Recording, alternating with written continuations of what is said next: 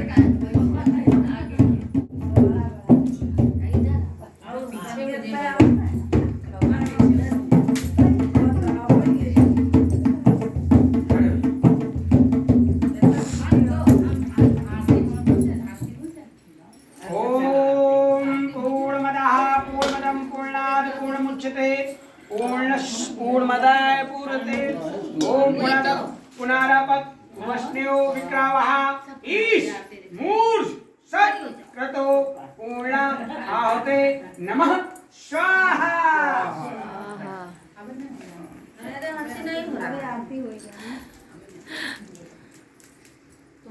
हाँ हाँ यहाँ उठा दे, उठा दे।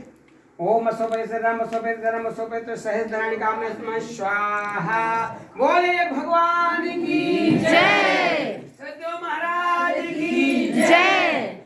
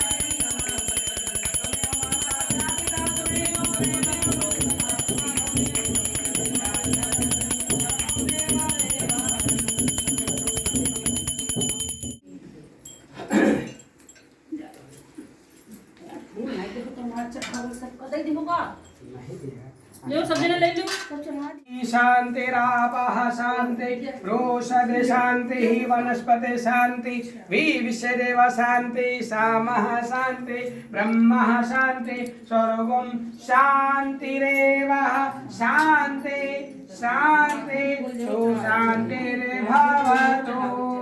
बोले एक भगवान की जय, महाराज की जय, माता की जय, माता की जय, रामचंद्र की जय, हनुमान की जय, माता गायत्री की जय, गुरु माता की जय, माता की जय माता की जय हर महादेव। अब आप नीचे रखिए। लक्ष्मी देहि सौरभम लक्ष्मी जनक रूपम देहि जन्म देहि यश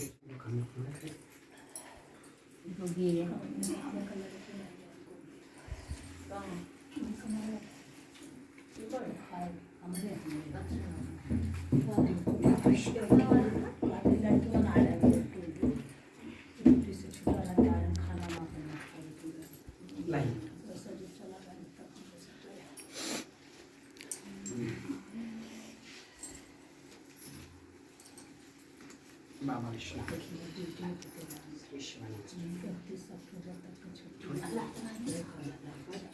बैठी निकाल दे गार्ड को वहीं चढ़ना मिनट पे लेके तब स्थान छोड़